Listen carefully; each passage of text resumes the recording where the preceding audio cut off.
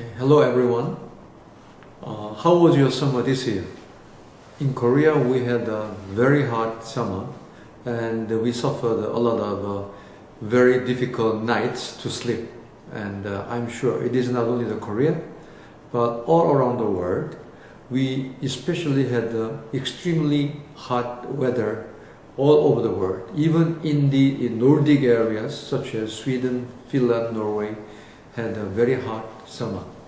And you might have seen in the news that even in Sweden there was a very big wildfire, and it was very difficult to stop this wildfire, and they had to use dropping the bombs to finish those wildfires. But it is not only in Sweden, it was Greece, Portugal, Spain, and even United States suffered from very serious drought as well as wildfires. So everybody is saying that this is a clear sign that climate change is really getting serious and is no longer a problem for the future, but it is with us today already. Maybe according to the geologists who have studied the history of Earth's atmosphere and climate, they say that 8 million years ago, when the CO2 concentration in the atmosphere was around 400 ppm, at that time there was no ice in the North Pole. And 14 million years ago, when the CO2 concentration was 700 ppm, at that time there was no ice even in the South Pole of the Earth. So do you know how much the CO2 concentration now is in the atmosphere? It is around 400 ppm now. Before the Industrial Revolution, it was around 280 ppm. But after we start to burn coal and oil, the fossil fuel, CO2 has been increasing in the atmosphere, and it has just passed the 400 ppm already 3 years ago in 2015. And many experts predict that the CO2 concentration in the atmosphere will be over 1000 ppm by the end of this century. If you think about the data, the geologists have said that 8 million years ago, when CO2 concentration was 400 ppm, there was no ice in the North Pole, and when it was 700 ppm, there was no ice even in the South Pole. So you can easily think about what will it happen if the CO2 concentration is becoming 1000 ppm. The weather, the climate will be from 4 to even 6 degrees hotter than now. And as I said earlier, we are already over 400 ppm, and the ice in North Pole is already melting down. This is according to exactly happening what has been already happened 8 million years ago. This is clearly showing that we will no longer have ice in the North Pole, and our sea level rise will continue. When there was no ice in South Pole, our sea level was even 100 meters higher than now. This is a clear message that if the CO2 concentration is really continue to growing like this, we can no longer survive as a human race in this earth. This is a very surprising and a very scary message. As maybe some of you know, the international community has agreed to stabilize the global warming below 2 degrees, and they adopted the Paris Climate Agreement 2015. This is a global commitment to take action to stabilize global warming. And the countries have been already submitting their pledges to the United Nations. But in order to meet all these targets, the actions required to take is actually very very staggering, and it's not easy. For example, by 2050, we have to reduce CO2 emission in the energy sector by 70%. And the global energy has to be clean by 70%. And at the moment, our clean energy ratio is only 15%, but we have to raise it up to 65% by 2050. And all our electricity, 95% of our electricity should be clean and renewable energy. And the carbon intensity of our industry has to be improved by almost 80%. This is really very challenging, and if we don't take any drastic and decisive action for it, I don't think we can achieve them. But the reason why we cannot take this decisive action is because the people and business are scared to pay for the price. But do you know how much the price difference between clean energy and dirty energy from coal and gasoline, or coal and oil? I think it is not that much. For example, in Korea, the price of coal-fired electricity is around 6 cents US dollars, while the clean electricity from gas, natural gas, is around 8 cents, which is much cleaner than coal. And the price for renewable energy from solar and wind is around 10 cents. So the price difference is like 2 cents or 4 cents depending on the choice of our clean energy. If it is for gas-powered electricity, it is only 2 cents per kilowatt. So if you are using 300 kilowatt, that means per month, it is only $6 per month. In order to save $6 per month, we are actually suffering from air pollution and climate change. And also, just to save $10 per month by using renewable energy from solar, we are suffering from all these crises. So the options are there. Solar energy is available, technologies are available. But the only problem is, because of this price difference, we are hesitating to take actions. But if we really care about our life and also our earth, we should be able to pay for it. And we should always be willing to pay for this increased price for the protection of our life and the earth. When there was a financial crisis in 2008, many countries around the world spent trillions of dollars every year to save the big banks and rich bankers. But we are not spending even $1 billion to save our life and the earth. If we really understand this is an issue of life and death, I think we can easily spend more than $1 trillion to save our own life, not just to save the banks.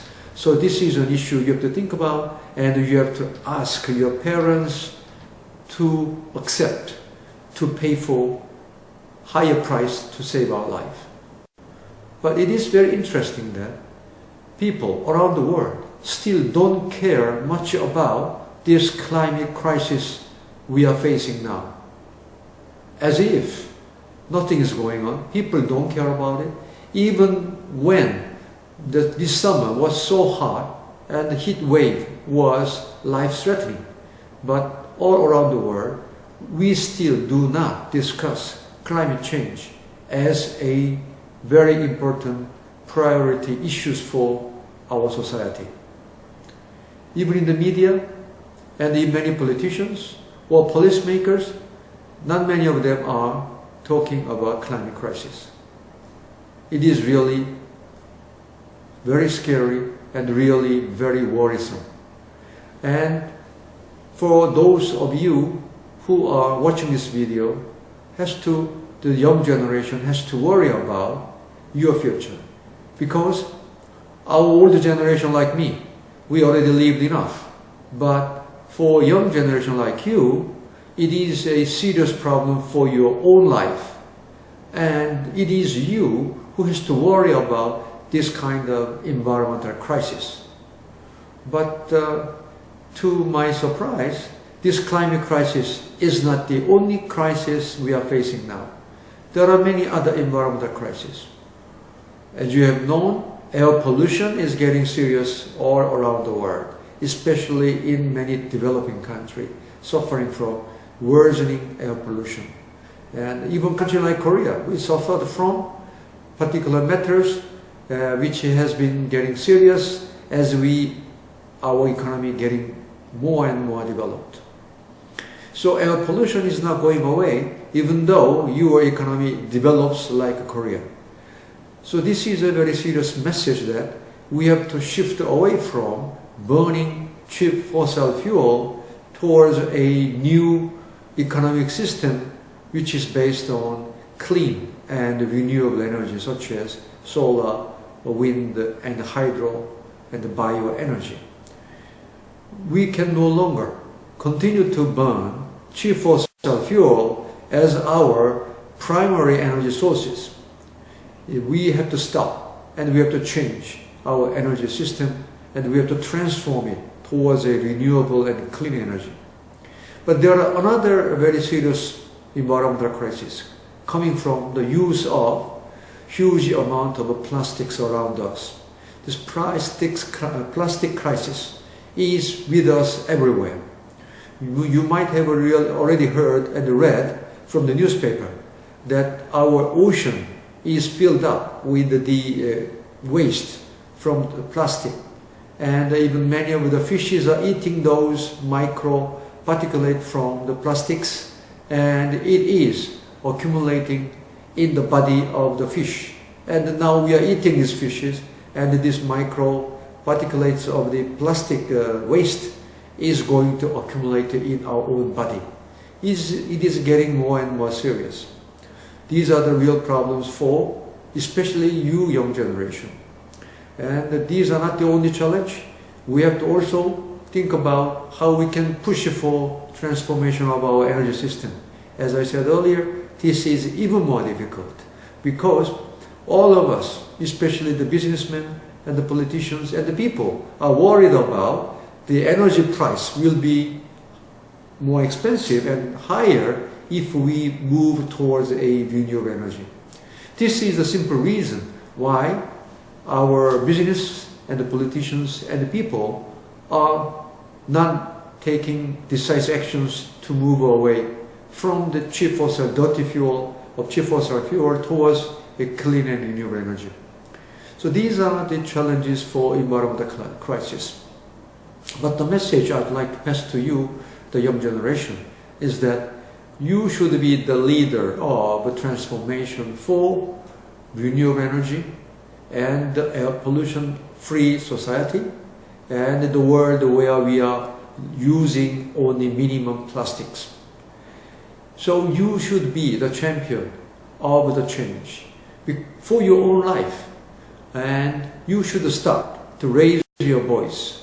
And you should also not only just raising the voice, but you have to show different lifestyle. Maybe you have to ask to the government and to the business and to the electric company that you want clean electricity, not dirty electricity from cheap fossil fuel.